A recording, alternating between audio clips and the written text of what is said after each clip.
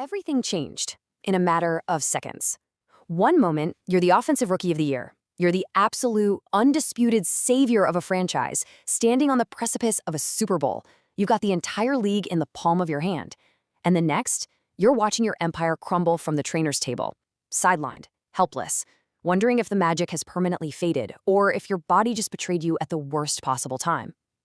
Welcome to NFL Nexus. I'm your host, and today we are executing a forensic breakdown of this critical explainer covering the Washington Commanders' deeply pivotal 2026 offensive training camp battles. Before we pull back the curtain on this high-stakes drama, make sure to subscribe to the channel, like this explainer, and comment down below with what you thought. Your insights absolutely fuel this community. And hey, if you truly want to dive into the deepest trenches of NFL analysis with us, support the channel by becoming a channel member. Now, let's be real for a second. The margin for error in the National Football League is microscopic. A single dropped pass, a single missed blocking assignment in a humid August practice can entirely alter the trajectory of a billion-dollar franchise. The Commanders are standing at a historic crossroads right now. This specific camp isn't just about shaping a 53-man roster, it is about salvaging the future of the organization before their championship window violently slams shut. Let's uncover exactly why. Our roadmap for this explainer is straightforward. First, we'll start at the very top, breaking down the franchise quarterback situation with Jayden Daniels. Second, we're going to dissect the wide receiver scramble. And third, we'll finish up in the trenches with a massive running back clash. Section 1. Quarterback Jayden Daniels. The franchise outlook. Okay, let's dive into this, the absolute heartbeat of the Washington Commanders offense, the franchise quarterback. Look, in the modern NFL, if you do not have a quarterback, you do not have a chance. It is a harsh, completely unforgiving reality. All of Washington's hopes, all of their offseason investments, all their grand plans for this 2026 season, they rest squarely on the shoulders of one man, 13. Jayden Daniels recently landed at number 13 in Sports Illustrated's latest quarterback power rankings. Now, I want you to really think about what that number truly represents in the cutthroat hierarchy of the NFL. Number 13 is purgatory. It means you have undeniable talent, for sure, but you were completely surrounded by question marks. You aren't in that elite, untouchable top 5 where the Patrick Mahomes and Joe Burrows of the world live, but you are dangerously close to slipping into the bottom half of the league if things go off the rails. It's a ranking that often stalls out massive franchise rebuilds because it tempts front offices into complacency. It is a number that screams immense pressure, and frankly, it's a number that demands an immediate, undeniable response on the field. And when you evaluate the immediate context of that ranking, the actual environment he operates in, the tension becomes almost suffocating. The NFC East isn't just a division, it is a brutal, cold-blooded war of attrition. You have Dak Prescott of the Cowboys sitting up there at number 8, then you have Jayden Daniels at 13, with Jalen Hurts of the Eagles breathing directly down his neck at number 14. The margins here are incredibly agonizingly thin. One bad read, one slightly delayed release, one untimely interception in the fourth quarter, and you don't just lose a game, you could lose the entire division. Daniels is trapped in an absolute dogfight. To survive this gauntlet, to separate himself from the crowded middle of the pack, he has to elevate his game to a level of consistency we simply haven't seen from him in 2 full years. It's make or break. Because the elephant in the room, the massive dark cloud hanging over the team facility every single day, is his durability. Sports Illustrated's Matt Verderame hit the nail on the head. The main question is whether Daniels can stay healthy after playing only 7 games last year. 7 games. Let that sink in for a second. In a 17-game season, 7 games is a ghost story. It's a phantom campaign. The physical toll of the NFL is absolute, and when your franchise player misses more than half the season, the entire ecosystem collapses. The silent tension in the locker room every single time he takes a hit, every time the pocket collapses and a 300-pound defensive tackle lands on his shoulder, is palpable. You can literally feel the stadium hold its breath. You cannot lead a franchise from the medical tent. Availability is the absolute most crucial ability in this league. And right now, his physical body is his biggest liability. And you know, the reason this specific injury history is so agonizing for Washington fans is because we all know exactly what he is capable of when the stars perfectly align. Look back at his legendary Offensive Rookie of the Year campaign. It was nothing short of cinematic. 17 games played, complete, unwavering durability, 4,459 total yards, 31 touchdowns. He dragged this franchise out of the dark ages and straight to the NFC Championship game. That is the ceiling. That is the echo of greatness that the front office is desperately chasing every single time they walk into the building. We know the superhuman is in there. The talent is absolutely undeniable. The million-dollar question is simply whether the human body can sustain the brutal punishment required to get back to that mountaintop. But to be entirely fair to Jayden, Football is an intricate, deeply connected ecosystem. His massive regression in 2025 wasn't purely a failure of his own body. The foundation completely crumbled around him. He lost his ultimate safety valve, Austin Eckler, in Week 2. His alpha receiver, Terry McLaurin, missed critical games. When a young quarterback loses the weapons he desperately relies on to process the defense, hesitation creeps in, the internal clock speeds up, the pocket suddenly feels significantly smaller. Instead of trusting the timing of the play, he was forced to play hero ball, constantly trying to extend plays outside the structure of the offense just to keep the team alive. And in the National Football League, playing hero ball eventually gets you broken. It's unsustainable. So, the front office realized they had to intervene to save their franchise cornerstone from himself. Enter the new offensive coordinator, David Blau. Now, this isn't just some minor playbook tweak we're talking about. This is a philosophical overhaul, a high-stakes rescue mission. Blau's entire scheme is meticulously designed with one singular goal in mind: protect Jaden Daniels at all costs. We are talking about the deepest micro details of offensive football here. They are heavily shortening his dropbacks. They are emphasizing quick three-step footwork and immediate hot reads to beat the blitz before it ever gets home. They want to keep him anchored in the pocket, relying entirely on his arm talent and his rapid processing speed, rather than exposing his body to the violent, chaotic open field. They are actively trying to evolve him from a dynamic scrambler into a surgical, untouchable pocket assassin. But here is the catch. A general needs his soldiers.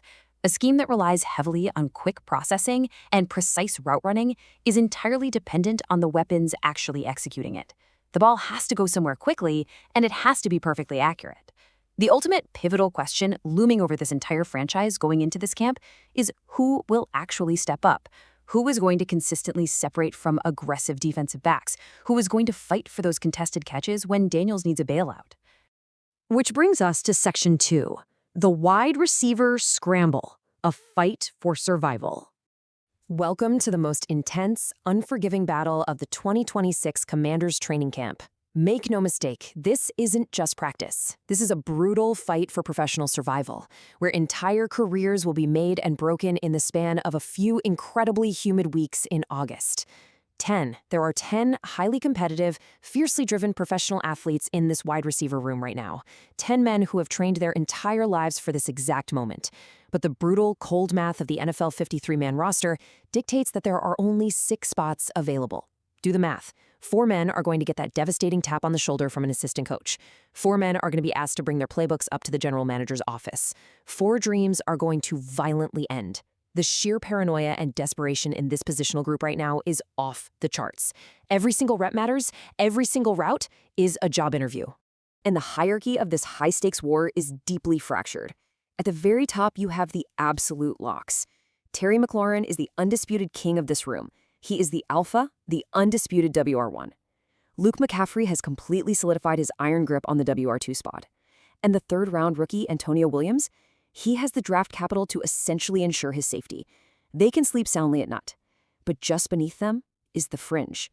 Players like Treylon Burks, Diami Brown, and Jalen Lane are walking a terrifying tightrope without a net. One bad week of camp, a few untimely drops, and they could literally be looking for a new city. And then you have the veterans and the hopefuls. Guys like Van Jefferson and Jacoby Jones are out there fighting tooth and nail for one last gasp of NFL glory. And those young, undrafted unknowns, Bradley Nash, Hilton Jr., they are hungry. They are desperate, and they have absolutely nothing to lose, which makes them incredibly, profoundly dangerous to the men sitting directly above them on the depth chart. The micro details of these pressure points will dictate the entire offensive rhythm for the season. Think about Treylon Burks. He's going to get the first crack at the starting lineup. He's going to get those highly coveted first-team reps right out of the gate. But let's not kid ourselves. The coaching staff's leash on him is going to be incredibly short. If he stumbles, they will pull the plug. Then you have the rookie, Antonio Williams. He is the ultimate wild card here. To survive the cut and actually contribute, he must rapidly master the complex NFL route tree and prove he can beat physical, punishing press coverage at the line of scrimmage, something that really gave him trouble back in college. And honestly, the most terrifying dynamic of all, if just one of those undrafted hopefuls, like a Nick Nash or a Jaden Bradley, makes a spectacular one-handed catch in a meaningless preseason game or blocks perfectly as a gunner on special teams, one of those established fringe players is going to find themselves out on the street. It happens every single year. So the absolutely crucial takeaway here is this. Training camp isn't some magical hyperbolic time chamber. Players don't suddenly become entirely different, superior athletes in 3 weeks of practice. What camp does do, definitively, is determine the roles. It determines who gets the hyper-valuable targets on critical third downs. It determines who gets the highly coveted slot snaps. In David Blow's precision-based offense, the scheme directly dictates the production. If you win the best role in August, you are going to put up the biggest numbers in December. This battle isn't just about the pride of making the final 53-man roster. It's about claiming the lucrative offensive volume that secures second contracts and generational wealth. The stakes literally couldn't be higher for these guys. Moving on to Section 3, the running back clash, a backfield brawl. Now, if the wide receiver battle is a high-speed, calculated chess match, this situation right here is a heavyweight brawl inside a phone booth. What makes this running back room so absolutely fascinating is the complete and total uncertainty. Think about it. At receiver, Terry McLaurin is an absolute lock. Everyone in the building knows he is the alpha. But in this running back room, there is zero safety net. There is no incumbents, untouchable superstar. It is a complete void of power, just waiting to be violently claimed by whoever wants it the most. It is a blank canvas of pure, unadulterated chaos, and the coaching staff is just waiting to see who steps up and takes it by force. It has all boiled down to an ultimate head-to-head collision course. In one corner, you have Ja'Cory Krosky-Merritt, the incumbent who, at least theoretically, holds the starting job entering camp. And in the other corner, you have Kaytron Allen, the surging rookie challenger looking to completely usurp the throne. It is the absolute classic NFL narrative playing out right before our eyes, the veteran desperately clinging to a pencil-thin lead against the undeniable raw force of incoming youth. When you actually dive into the micro details of the film, this matchup becomes incredibly tense. Krosky-Merritt might be penciled in as the starter by the coaching staff right now, but let's look at the reality. His tape from 2025 is filled with subtle, costly hesitations. He lacked that immediate, violent burst through the line of scrimmage. And his pass blocking, well, it was inconsistent at best. He simply didn't show enough explosion or vision to lock down the job, leaving the door completely wide open. And Kaytron Allen, he is actively kicking that door off its hinges. The rookie's college tape, combined with his recent explosive OTA performances, shows a violence and a hunger you simply cannot teach. He drops his pad level perfectly at the point of contact, his contact balance is absolutely elite, and he is rapidly building undeniable momentum inside the facility. In an offense that desperately needs a reliable, punishing ground game to keep the pressure off their fragile franchise quarterback, every single handoff in training camp is a high-stakes referendum on who truly deserves to carry this heavy load. So we've seen the micro details. We've seen the sheer desperation of these fringe roster battles. Now I want you to zoom out and look at the massive overarching picture. Can David Blau's highly specific, protective pocket scheme, combined with the surviving members of this incredibly unproven and chaotic supporting cast, actually unlock the MVP-level ceiling of Jaden Daniels in 2026? Will this newly designed offensive armor hold up against the relentless, terrifying pass rush of the NFC East? Or will the devastating ghosts of injuries past return to haunt Washington once again? The franchise's entire billion-dollar future hangs entirely on the answer to that question. And we're going to find out real soon. Thanks for watching, and we'll see you next time on NFL Nexus.